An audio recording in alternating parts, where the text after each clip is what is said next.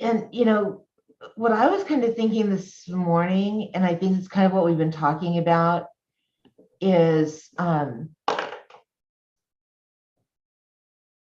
right, so I think we are live. What I was kind of thinking this morning, and I think Oh, we have that talking feedback again, about like last week. is, why? So I think we are live. What I was kind of thinking this morning, and I think Oh, we have that feedback again, like last week. right.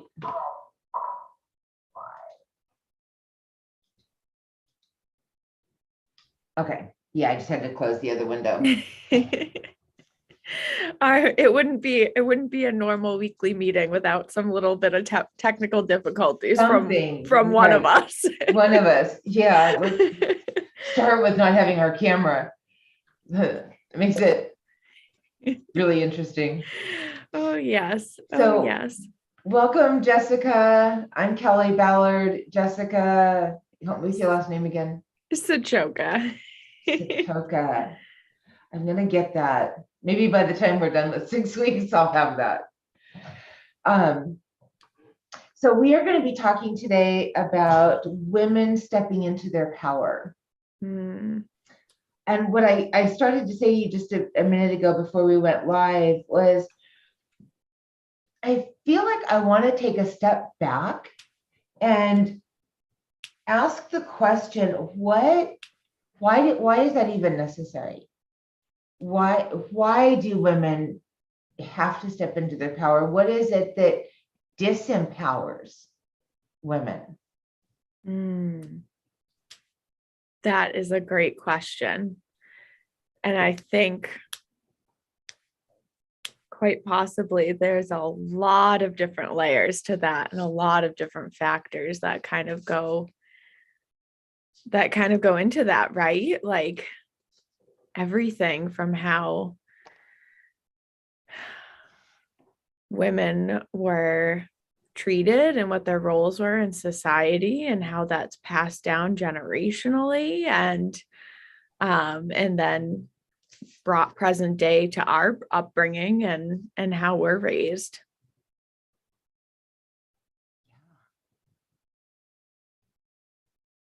Yeah, that's a deep one. I know. It was, yeah, it's like, I mean, as you know, right now my focus is really around working with women who have suffered trauma and how that trauma is impacting and affecting their businesses. Right.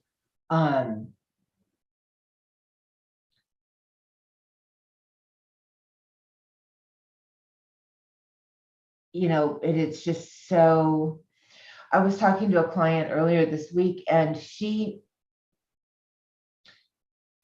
think this is kind of where I came up with that concept or that idea of that binary bind, because she was telling me about how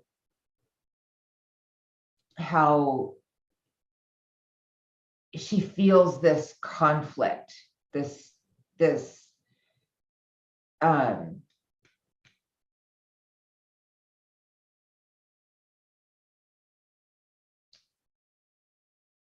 just this tension when she has to deal with certain people. Yeah. And most of them that she deals with are men. She's in an industry that's very dominated by men. And she just feels this. And I said, what would it be like if you could not feel that? And she's like, well, I don't think it's possible for a woman to exist and do business in this industry and not experience that. And that's kind of where I was thinking, I said, that's a binary bind that you're in. It's your choices are to become a man or get out of this industry that you love. Yeah. And yeah. Neither one of those were options for her. So like, right. So we talked a little bit before we started recording about this, like binary thinking. Recording. Let me push the record button. I don't think I started recording. There we There we go. go. Thank you for So, reminding me. so we started chatting briefly before we hopped on the live and started recording about this binary thinking. Mhm. And I think that that's something that we come across a lot as coaches and as women. But can you explain that for a little bit for someone who might be watching this saying, like, what is binary thinking? I- when we're confronted with a situation, something happens and there's a problem that presents itself. It's going to either be your fault or my fault. Mm, It can't just be what it is. It's got to be somebody's fault. It's either my fault. And I think as women, that's where that kind of tends to be our default yeah. is I screwed up. It's my fault. It's, and one of the things that, the kids say, and I cringe when I hear it, and they say it very cavalier, my bad, my bad. Mm, And it's like their way of kind of like, yeah, I screwed up,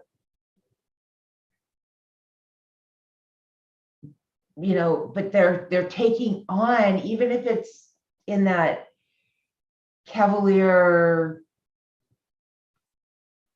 kind of brushing it off sort of way, they're still taking that bad, it still has that bad connotation. And they're still yeah. using that, Yeah. It starts that early that yeah, children start to believe that their right, actions or the things that they do to others are either good or bad. Like there's nothing in between. right. Everything is kind of on one end of the spectrum or the other. Mm-hmm. Yeah. Yeah. And that's disempowering. Yeah. And so here's the fun thing though about that. Well, not so fun thing, but it's going to be disempowering to somebody. Mm, If we look at the situation and figure out it's your fault, I didn't screw up, you screwed up, then it's not disempowering to me. It's just because it was your fault. So I'm good. Ha ha. I'm fine. But you got a problem. So it's going to disempower somebody. right. We have to have like the scapegoat, um, to blame. We have to have somebody to blame, somebody to make at fault. Yeah. And I think that's, for me, when I think about supporting women and stepping into their power, I feel like if we could learn how to think about that differently,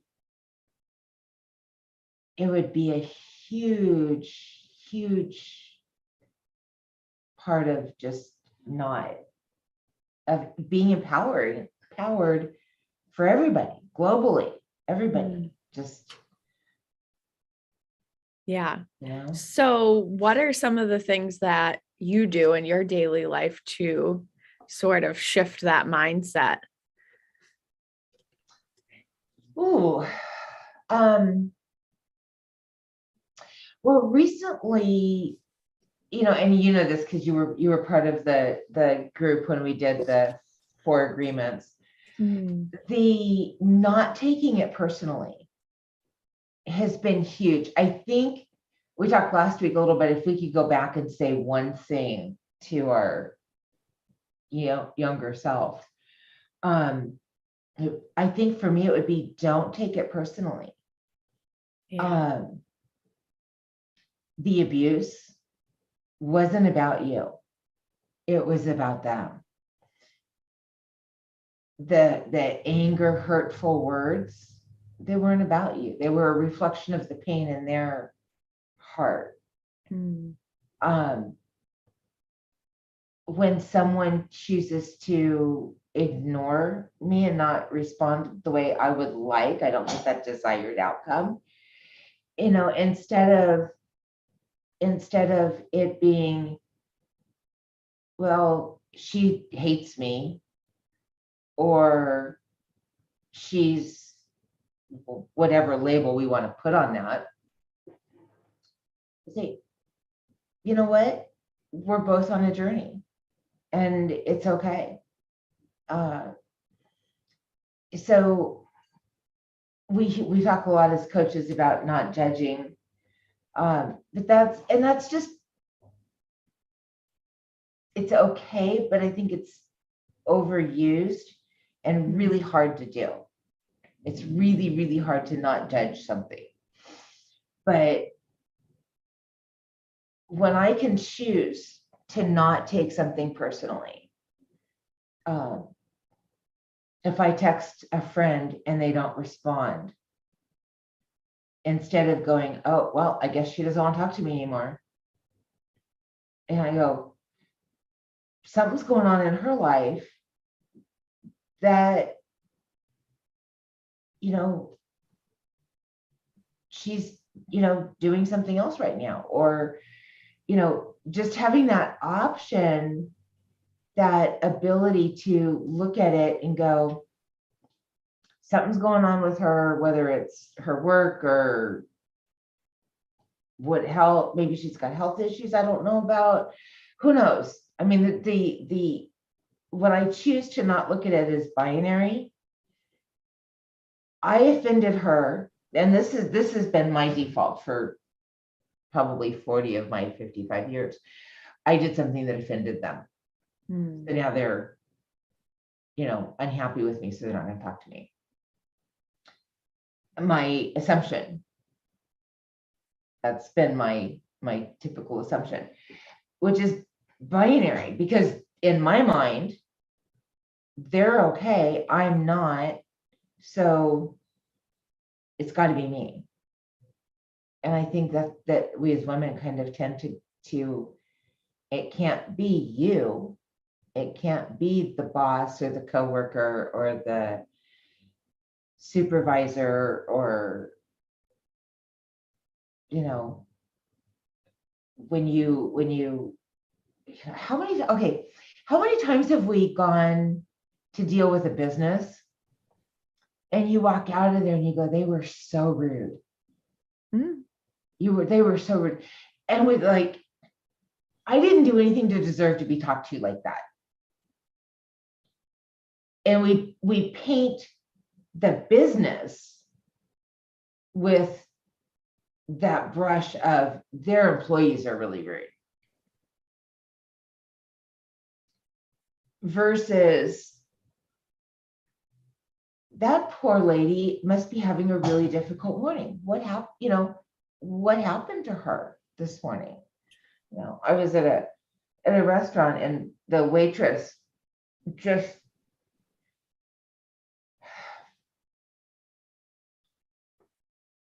she just kind of had trauma all over her face and was like, what do you want? Okay, I'll be back. And then she brought the food and she's like, here.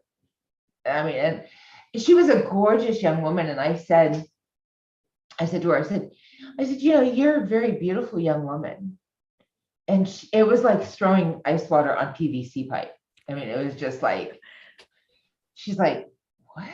And I was like, and my girlfriend that I was with says, you better be careful. She's going to think you're hitting on her. I'm like, no. I was just, trying to like be that cold water, that refreshing, something that was going to be like shocking her out of this, because she was just like, oh, here, and I was like, I had an option in that moment to think, the service at this place is horrible. They're really unfriendly. And, she came back around and I said, are you okay? And, I said, you're really beautiful. I said, are you okay? You just kind of look sad, and then she started talking about losing her dad. And I'm like, okay. So I had the option of taking that personally and being like, either me taking it personally or assigning it to them as being, because that's that binary bind that we tend to live in, Right. you Right. know. And you think, when I was thinking about that, I was like, I don't know if you've ever worked with a saw or, even our muscles can get in a bind, and we, bind them up, scissors, we can get in a bind, and there's not room, there's not space for the mechanism to move. So it stops, and if you put something like a chainsaw or a skill saw into a bind, it can be very dangerous. It can pop back and hurt you. Right. And I don't think this is any different. I think that these binary binds really cause a tremendous amount of pain in our daily lives that we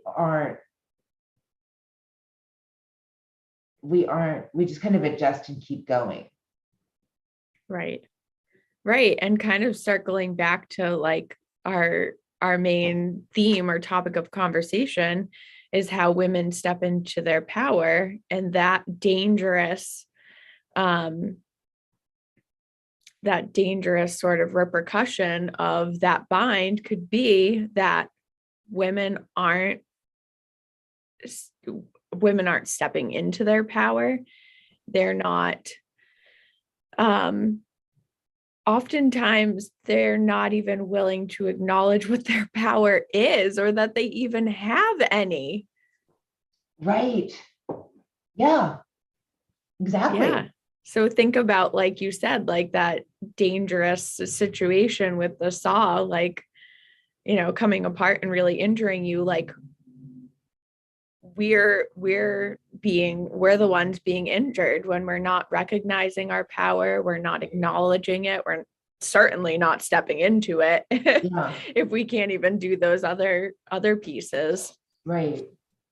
Yeah. And so that's really what the repercussion is for us on that binary thinking. Yeah. So how do we as coaches help move women past that? Well, I think really, and kind of what I just briefly touched on, the most important thing is sort of that internal work, starting out with like recognizing what your power even is, or that you have it. And that in itself can take a lot of work, recognizing that we even hold power within ourselves. Right. You had a great quote before we started. Yes. So I actually got it. And it's so funny. Like a lot of my quotes come from like, personal development books. And this was really just from a fiction book. And the quote was, "She lingered comfortably in the gray spaces." And I think that it's a great sort of illustration between like what's outside of that binary thinking. Like we think of, like we said, the binary thinking is thinking something is either one way or it's the other way. It's this or it's that. It's right or it's wrong sort of thinking. And that quote for me really like draws me into like, what is that middle ground? Like, what is that gray space in between those two opposites? And that's really it's a great place to start when you're in any sort of conflict or situation. You're thinking like, I'm right, this person's wrong, or this person's right and I'm wrong. Like being able to stop and say like, what's the gray area here? What's the middle ground? So yeah, I love that quote. It kind of like reels me back in when even I get into that thinking. We all do. We do. Mm-hmm. Yeah. It's, and you're younger than me, so I don't know but I grew up in a household in an environment where things were very right or wrong. Mhm. It was really, there was right and wrong. I mean, it was just and if you tried to make it gray, that was just a shade of wrong. That was trying to justify bad behavior. Mm. So I love the way, I feel like when you said that, I was like, whoa, wait a minute, say that again. Because it was like reclaiming that, all that space, and redeeming it. Yeah, and there's a lot of space in between those like Right. two opposites. Yeah, there's so much space. There's so many things that go into that. That's worth like really stopping and thinking, like being approach it from a place of curiosity. Like, Right. what else is in there? Like, what else is in between these two opposites, these binary actions? Like, what's in there? Like, really dig in and be curious, be playful Yeah. about it. I feel like a lot of times we don't do that because it's a little bit uncomfortable. Mm. And we don't want, kind of like, so, oh, hang on, let me close my door.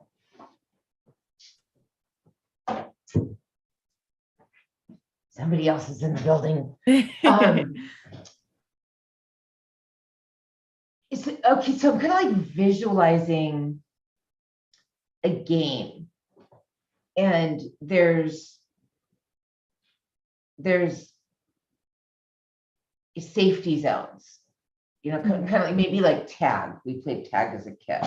Mhm. So you've got, when you're playing tag, you've got base and it's safe. Yep. And the base can be on this side, maybe the base is good, and on this side, the base is bad. But everywhere out here is that gray area. Mm. So when you're not on base and you're running and you're at risk of getting tagged, you're in that gray area. So that's kind of like where we live our lives and we experience getting hit, we experience hitting other people, and then we have to choose to experience that, or we run back and hide behind good or bad, justifying, blaming. Mm. I think that this just kind of made me think of something else too. Like, we as humans really like seek to have control, right? Control over ourselves and the events of our lives and our experiences. And anytime things feel out of control, we feel like chaotic and anxious and that sort of thing. And I think that can kind of be applied to this as well. Like, that sort of black and white thinking allows us to feel a sense of control, like it's tangible, like I'm right, you're wrong, those are the facts, we're in control of it, it's tangible, we can see it. But when you start to think like, oh, well, maybe neither one of us are really right or wrong, it's our experience and whatever, then it feels intangible. It feels like there's sort of this lack of control because it really is kind of gray, and it's, it kind of can go either way, and everyone, maybe we're both right because it's both within our experience, and that feels a little scary, right? Right. So what if we recognize that,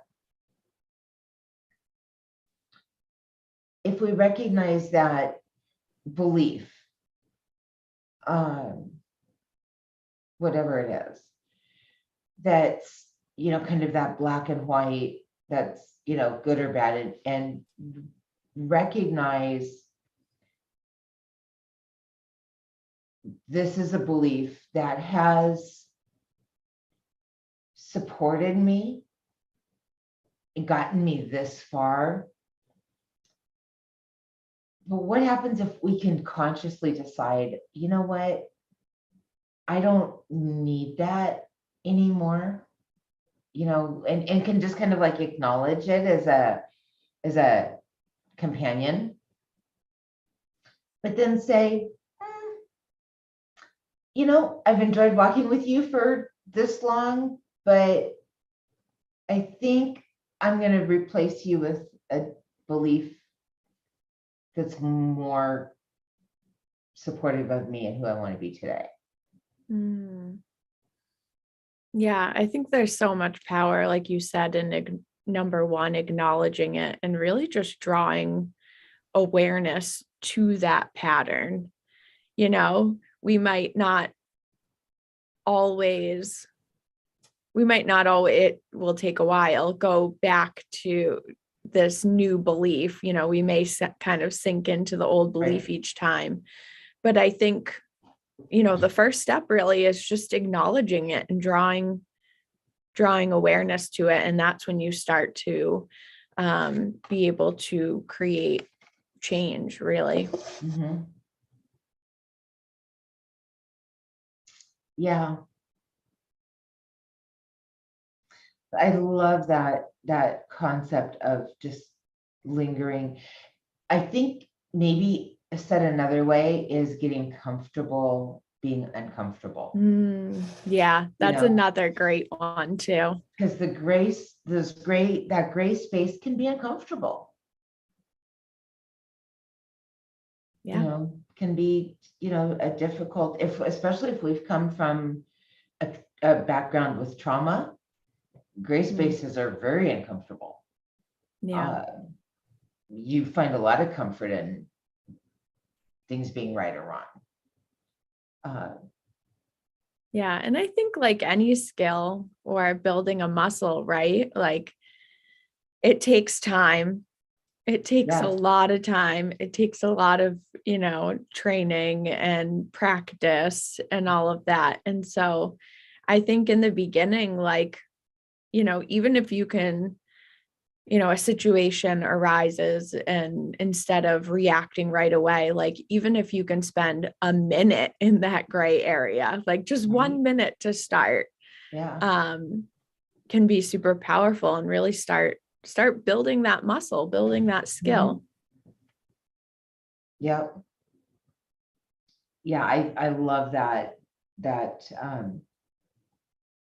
And I think that we can find a lot of power and just ability to become comfortable with who we are.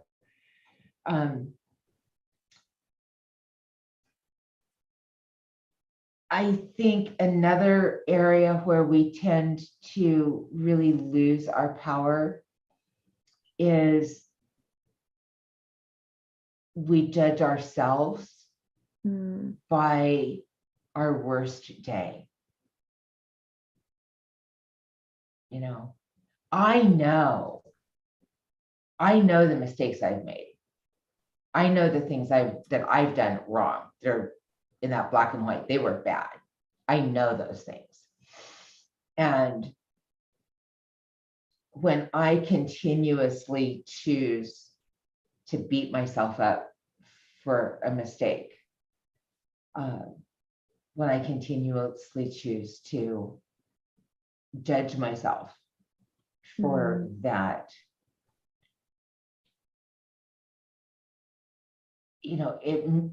it's kind of like I'm taking a brick and tying it to my foot and dragging it, wherever I go.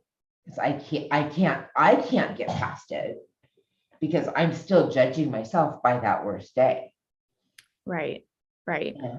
And that ties into one of our biggest like internal blocks, and that is that sort of belief that history will repeat itself. So if Mhm. you did something, in your judgment that was poor, that if you try to do it again or you try to experience it again, that you're going to handle it poorly again. Right. So it's sort of holding on to history and not allowing yourself to grow and break free from that, and honoring that you've changed, grown, evolved, or whatever, and since that previous experiment. So Right. again, it's like you said, you're dragging that brick around. Yep. And it doesn't even have to be other people. I mean, and we do that. I think we do that Mm-hmm. with our closest friends and family. We tend to judge them by their worst day. I'm going to Yeah. choose to trust you based on the lowest level of trustworthiness you've ever shown. Yeah. If you shared something, 10 years ago, and today I'm still like, nope, Jessica, I can't trust her. If I tell her this, she's going to go talk all over town about it. I'm not giving you any space or any room to have grown and changed. Yeah. I think an interesting perspective on this as well is like in that same situation, that same hypothetical situation that you just gave about not trusting me, like 10 years from now or something. Which, just for the Like, record, isn't the case. That no, was completely fictional. just an example for you Yeah. all. But I think another interesting perspective is like maybe 10 years from now, you aren't judging me on that previous situation or experience, but I'm thinking you are. Right. That's Yeah. a whole nother layer. I could Yeah. act a certain way because I'm like, oh, well, I'm not even really gonna try to get close to Kelly again because she doesn't trust me because of what Right. happened 10 years ago. And that might not even be the case. Right. Yeah. I may have completely moved on from it. Mm-hmm. And, or seen, we were talking earlier about Buddhist principles and Mm-hmm. concepts. And I think this came from one of the Buddhist books that I read. It said, no man or woman can put their foot in the same river twice. Mm-hmm. And I'm mutilating that, but basically it's the river is different because Mm-hmm. once that water's gone down the river, it's gone. It's never that river is never going to be the same again. Right. And that person is never going to be the same again. Mm-hmm. We're going to get up today and we're going to walk around and we're going to experience a lot of things, and they're going to change who we are. And when I wake up tomorrow morning, I'm not going to be the same person that I was when I got up today. Right. I'm going to experience kind of like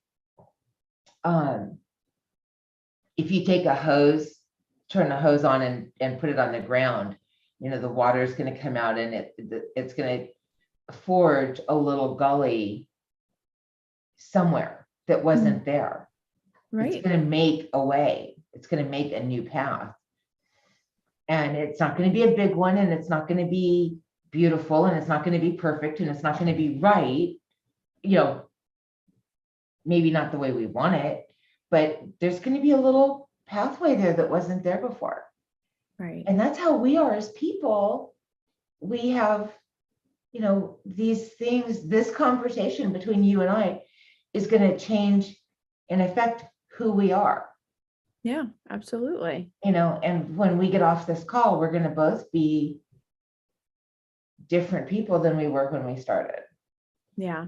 Yeah. And I think that's such a powerful reminder for people too um who feel stuck really in anything. It's like each day is a new start, a new opportunity. You know, we're different than we were when we went to sleep at night. And yeah, it's a great reminder. Yeah. How are you doing on time? I'm good. I gotta hop off in just a minute. Okay. Time to start my work day, but I so enjoyed being here again this week. I love our conversations. I do as well. I do as well. And, you know, I hope that someone can listen to this and just, you know, maybe they ask questions. You know, maybe it just stimulates some question for them in their mind. And, you know, I'll just put out there at the end of this, they're free to reach out to either one of us. You know, we're here to serve and support. Absolutely. Yeah, absolutely. We'd love any comments, questions, feedback. Yes. Absolutely. So I'm going to end the recording. And I'll go ahead and end the YouTube live.